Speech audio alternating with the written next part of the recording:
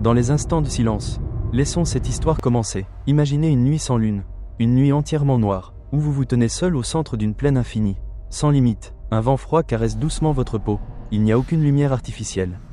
Seule la pure obscurité enveloppe tout. Vous levez les yeux, et au-dessus de vous s'étend une voûte céleste d'un noir profond, constellée d'innombrables points lumineux scintillants. Ces petites lueurs paraissent insignifiantes dans l'immensité du cosmos, et pourtant chacune d'elles est en réalité une flamme qui brûle éternellement. La lumière qui atteint maintenant vos yeux a peut-être entrepris un voyage il y a des centaines, des milliers, voire des millions d'années, depuis une étoile mère lointaine. Vous recevez un message ancien venu du fond des âges. Vous accueillez une étreinte qui transcende le temps. Dans cette immensité sans bornes et dans ce froid cosmique surgit, non seulement chez les astronomes qui scrutent les secrets de l'univers à l'aide de télescopes gigantesques, mais chez tout être humain qui a jamais ressenti sa propre petitesse et sa solitude. La même question, quelque part, très loin, sous le ciel nocturne d'une autre planète. Existe-t-il un être exactement semblable à vous qui, lui aussi, lève les yeux vers les étoiles et porte au fond de son cœur la même interrogation ? Ce n'est pas là une fantaisie tirée d'un film de science-fiction, ni une consolation romantique tissée par un poète pour apaiser la tristesse de l'humanité. Il s'agit au contraire de l'une des hypothèses les plus sérieuses, les plus révolutionnaires et, en même temps, les plus ardues de la physique contemporaine. Une hypothèse fondée sur les probabilités statistiques et sur la structure mathématique de l'univers. Des premières bactéries apparues dans les océans primitifs de la Terre jusqu'au premier baiser maladroit sous un réverbère. Tout ce qui se produit sur notre planète pourrait, dans un recoin de l'univers infini, se dérouler exactement de la même façon, ou s'être déjà déroulé ainsi. Cette idée ébranle notre conviction d'être unique et éveille en même temps une profonde attirance cosmique. Celle d'une connexion universelle. Explorons plus avant ce mystère. Pour le comprendre, il nous faut d'abord descendre jusqu'aux briques les plus élémentaires de la réalité. Ces particules apparemment aléatoires obéissent en vérité à des lois mathématiques rigoureuses. Inflexibles, imaginez l'univers comme un immense échiquier infini, en expansion continue. Sur cet échiquier, il n'y a ni roi, ni reine, ni fou, ni cavalier, mais les particules fondamentales qui constituent toute chose, les protons chargés positivement, les neutrons neutres et les électrons chargés négativement. Tout ce que nous connaissons, la table sur laquelle vous êtes peut-être appuyé. L'air que vous respirez, les étoiles lointaines, est fait de ces particules assemblées selon des combinaisons d'une complexité inouïe. Le point crucial réside dans le nombre total des arrangements possibles, le nombre de configurations capables de produire des étoiles incandescentes, des planètes bleues où un cerveau humain conscient est inimaginablement grand. Mais les physiciens soulignent un fait décisif, ce nombre n'est pas infini. Il possède une limite supérieure stricte, fixée par les lois physiques les plus fondamentales. Max Tegmark, pionnier de la recherche sur le multivers, a réalisé un calcul vertigineux, dans un volume d'espace identique à notre univers observable. Le nombre total des arrangements possibles de matière est de l'ordre de 10 élevé à la puissance 115. C'est-à-dire un 1 suivi de 115 zéros. Cette quantité est si colossale qu'il faudrait recouvrir plusieurs fois l'univers observable entier de zéro pour l'écrire intégralement. Cependant, aussi énorme soit-elle, tant que l'univers, ou l'espace théoriquement possible, est spatialement infini et sans frontières. Les mathématiques nous enseignent une vérité inéluctable, tous les motifs finissent nécessairement par se répéter. Pour illustrer cela par une image plus simple, imaginez une vieille machine à écrire qui tape indéfiniment au hasard. Si le temps et l'espace sont tous deux infinis, il arrivera un jour où elle reproduira exactement, lettre par lettre, accent par accent, le roman vietnamien classique Truy Kieu, puis l'intégrale des œuvres de Shakespeare, puis tous les articles scientifiques les plus récents. L'univers fonctionne de la même manière, mais à l'échelle physique et atomique. Les protons, neutrons et électrons sont les touches. Le temps infini et l'espace infini sont le dactylographe le plus patient qui ait jamais existé. Sur la base de cette froide mais irréfutable probabilité statistique, les chercheurs ont estimé la distance qui nous sépare de notre copie la plus proche, non pas une simple ressemblance physique, mais une réplique génétique parfaite, dotée exactement des mêmes souvenirs dans chaque pli du cerveau, depuis la phase embryonnaire jusqu'à l'instant précis où vous lisez ces lignes. Avec un parcours de vie absolument identique. Selon les calculs les plus récents, cette distance serait de l'ordre de 10 élevé à la puissance 128 mètres, bien au-delà du diamètre de l'univers observable.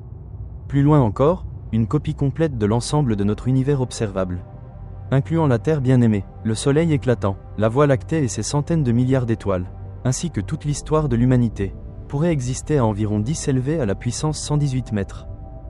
Que signifie cela pour notre compréhension de la réalité ? Cela signifie qu'au-delà du champ de vision de nos télescopes les plus puissants, une autre Terre tourne autour d'un Soleil semblable au nôtre. Sur cette Terre-là, l'histoire a pu prendre un cours totalement différent. Par exemple, l'astéroïde de Chicxulub, qui frappa notre planète il y a 66 millions d'années et causa l'extinction des dinosaures. aurait pu, dans cet autre monde, manquer sa cible de quelques kilomètres seulement. Les grands reptiles auraient survécu, auraient évolué vers une intelligence propre, auraient bâti des civilisations reptiliennes grandioses, et l'espèce humaine serait restée une simple possibilité biologique jamais réalisée. Il existe aussi des mondes où chaque détail historique est rigoureusement identique au nôtre, guerre sanglante. Traité de paix, inventions qui ont changé le cours du monde à l'exception peut-être de la couleur de la chemise que vous avez choisie ce matin, bleu là-bas, blanche ici. La répétition ne se limite cependant pas à un univers plat, infini et doté des mêmes lois physiques fondamentales. La cosmologie moderne nous a ouvert les portes d'un multivers encore plus grandiose et plus étrange. Considérons d'abord la théorie de l'inflation éternelle. La plupart des cosmologistes s'accordent aujourd'hui pour dire que notre univers est né, peu après le Big Bang, d'un point singulier extrêmement chaud et a connu une phase d'expansion supraluminique. Cette expansion ne signifie pas que les objets se déplacent dans l'espace, mais que l'espace lui-même s'étire, comme une nappe tirée brutalement ou comme une pâte à pain qui gonfle au four. Le point essentiel est que l'inflation ne s'arrête pas partout au même moment. Dans certaines régions, elle cesse et donne naissance à des univers bulles comme le nôtre, dans d'autres. Elle se poursuit éternellement, générant dans cet océan inflationnaire un nombre infini d'univers bulles indépendants. Notre univers, avec ses magnifiques galaxies spirales, ses nébuleuses colorées et notre douce Terre, n'est qu'une bulle parmi des myriades dans cet océan infini. Dans cet océan de bulles, chaque configuration physique théoriquement possible se réalise au moins une fois. Il existe donc nécessairement des boules-bulles possédant exactement les mêmes constantes physiques que le nôtre. La vitesse de la lumière reste la limite ultime. La gravitation attire avec la même intensité. Les éléments chimiques se combinent de la même façon. L'histoire de l'évolution stellaire et planétaire est identique. Mais il existe aussi des bulles radicalement différentes, gravité trop forte empêchant la formation d'étoiles, gravité trop faible ne retenant pas les atmosphères planétaires, absence de lune supprimant les marées et modifiant totalement l'évolution biologique, ou monde où l'Empire romain n'a jamais chuté et où l'histoire médiévale n'a jamais existé. La variation des constantes n'est pas tout. La théorie des cordes, candidate la plus sérieuse à l'unification de toutes les forces de la nature, prédit une diversité encore plus stupéfiante. Selon elle, l'espace-temps comporte non pas 3 dimensions spatiales plus le temps, mais 10 ou 11 dimensions au total. Les 6 ou 7 dimensions supplémentaires sont enroulées sur elles-mêmes à des échelles infimes, sous forme de variétés de Calabi-Yau. Le nombre de façons possibles d'enrouler ces dimensions est estimé à 10 élevé à la puissance 500, une quantité astronomique. Or, comme l'inflation éternelle l'indique, si le nombre total d'univers bulles est infini, chaque structure physique, y compris celle qui a permis l'apparition d'une planète comme la Terre, se répète infiniment. Le concept le plus proche de notre quotidien, et en même temps le plus bouleversant, est l'interprétation des mondes multiples de la mécanique quantique. En 1957, Hugh Everett proposa que, avant toute mesure, une particule n'est pas dans un état déterminé mais en superposition de tous les états possibles. L'interprétation des mondes multiples affirme hardiment que chaque possibilité se réalise réellement, mais dans des branches séparées de l'univers. À chaque fois que vous faites un choix, même anodin, tournez à gauche ou à droite à un carrefour, l'univers se divise. Dans une branche, vous tournez à gauche et rencontrez au café du coin la personne de votre vie, dans l'autre, vous tournez à droite, vous la manquez, et votre existence prend un cours totalement différent. Appliquée à l'histoire cosmique, cette interprétation réécrit les grands événements. L'astéroïde de Chicxulub n'est plus un événement unique, dans d'innombrables branches. Une infime déviation de trajectoire le fait ricocher dans l'atmosphère et repartir dans l'espace. Dans ces branches, les dinosaures ne s'éteignent pas, évoluent vers l'intelligence, construisent des cités de pierre et développent des technologies que nous peinons à imaginer. L'humanité reste une possibilité biologique non réalisée. Pour affermir la conviction que la Terre n'est pas unique et que l'histoire humaine n'est pas la seule représentation sur la scène cosmique, rappelons le principe copernicien, la Terre n'est pas le centre de l'univers. Le Soleil n'est qu'une étoile ordinaire, plutôt petite, parmi plusieurs centaines de milliards dans la Voie lactée, et notre galaxie n'est qu'une parmi des centaines de milliards dans l'univers observable. Les éléments chimiques qui nous constituent, hydrogène, hélium, carbone, oxygène, sont les plus abondants du cosmos. Les éléments plus lourds naissent dans les forges stellaires lors des supernovae et sont dispersés dans l'espace. Les atomes de notre corps sont littéralement des poussières d'étoiles. Les lois physiques qui permettent la vie, gravitation, force électromagnétique, interaction nucléaire forte et faible, sont les mêmes partout dans l'univers observable. Rien n'empêche donc ces éléments de s'assembler ailleurs en vie complexe, civilisation et culture riche. Supposer que seule la Terre réunit toutes les conditions parfaites serait une arrogance scientifique et une violation flagrante des lois de la probabilité statistique appliquées à l'infini de l'espace et du temps. Ces dernières années, les télescopes Kepler, puis surtout James Webb, ont découvert des dizaines de milliers d'exoplanètes et révolutionné le domaine. Beaucoup se trouvent dans la zone habitable de leur étoile. ont une taille terrestre et présentent des signes d'atmosphère ou d'eau liquide. En avril 2025, le télescope James Webb a détecté dans l'atmosphère de K218b, planète de type Ichon située à 124 années-lumière, les signatures chimiques les plus convaincantes à ce jour de diméthylsulfure et peut-être de diméthyldisulfure, gaz produit sur Terre exclusivement par des processus biologiques. Cette découverte, publiée dans The Astrophysical Journal Letters, marque un tournant dans la recherche de biosignatures. En septembre et novembre 2025, JWST a également révélé des trous noirs supermassifs en croissance accélérée dans l'univers jeune, défiant les modèles théoriques et montrant que les environnements propices à la formation planétaire existaient très tôt. Ces avancées renforcent l'idée que les conditions nécessaires à la vie sont loin d'être exceptionnelles. Pourtant, cette vision de la répétition nous conduit inévitablement au paradoxe de Fermi. Si la vie complexe et les civilisations technologiques doivent se répéter presque inévitablement dans un univers infini, pourquoi le ciel reste-t-il si silencieux? Pourquoi aucun signal radio clair? Aucune mégastructure artificielle? Aucune preuve irréfutable d'intelligence extraterrestre? Une réponse possible est l'hypothèse du grand filtre.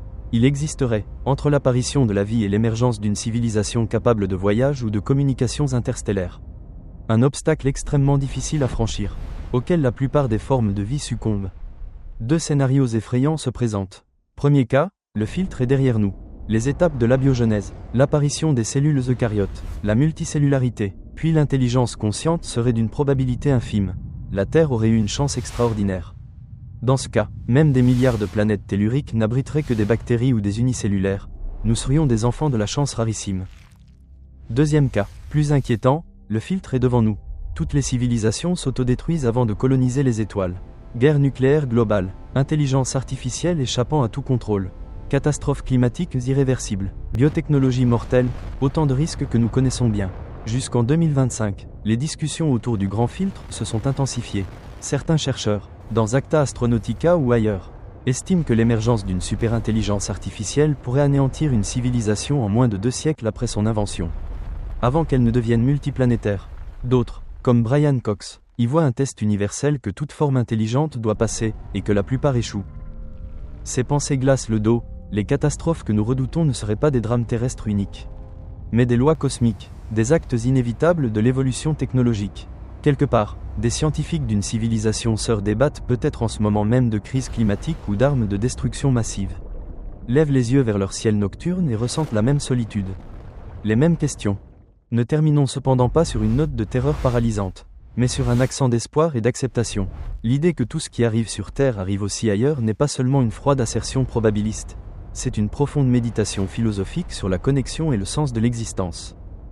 Scientifiquement, nous ne pouvons nier la vérité mathématique, dans l'infinité de l'espace-temps ou dans l'infinité des bulles du multivers. La probabilité qu'une Terre avec son histoire précise et ses êtres humains soit unique est pratiquement nulle. La répétition est la conséquence inéluctable de l'infini. Les lois physiques sont comme l'architecte le plus consciencieux et le plus honnête, donnez-leur assez de particules élémentaires et assez de temps. Elles reconstruiront exactement les mêmes structures, les mêmes histoires. Jusqu'en 2025, les progrès en théorie du multivers, remise en question de l'expansion accélérée. Hypothèse sur la décroissance future de l'énergie noire. Modèle de matière noire issue de mondes miroirs ou de frontières d'univers. Performance du processeur quantique Willow de Google compatible avec l'interprétation des mondes multiples. Nouveaux modèles d'inflation éternelle ne font que renforcer cette conclusion, il existe une infinité de bulles univers. Et la répétition est inévitable. Sur le plan émotionnel, cette idée peut d'abord nous diminuer, mais elle apporte aussi une consolation merveilleuse et chaleureuse. Les erreurs, les crimes de guerre, les actes inhumains de notre histoire ont peut-être été corrigés ou évités dans d'autres mondes parallèles. Les grandes œuvres d'art perdues, les bibliothèques antiques pleines de savoirs millénaires existent peut-être intactes sur une autre terre, appréciées par une autre humanité. Même si la raison nous dit que nous ne pourrons jamais entrer en contact avec ses frères et sœurs cosmiques, distances infranchissables ou barrières entre bulles insurmontables. Le simple fait de savoir que nous ne sommes pas une erreur accidentelle, un accident solitaire, une création unique mais dénuée de sens suffit à rendre l'humanité moins seule dans la nuit éternelle du cosmos. L'histoire de la Terre, l'explosion joyeuse des découvertes, la douleur déchirante des pertes, la quête incessante de sens, n'est peut-être pas un spectacle solo. Elle pourrait être un chant repris en chœur, un chœur indestructible résonnant à l'infini dans d'innombrables réalités parallèles, une existence mélodieuse qui fait écho. Qui sait, à l'instant même où vous achevez la lecture de ces lignes, sous un ciel nocturne légèrement différent, un autre vous lève les yeux, vient de terminer le même texte. sourit lui aussi vers les étoiles et ressent la même connexion invisible à travers des milliards d'années-lumière. Cette douce résonance. Où que nous soyons, nous regardons ensemble le firmament. Nous posons ensemble la question, dans cette immense solitude. Nous ne sommes pas seuls.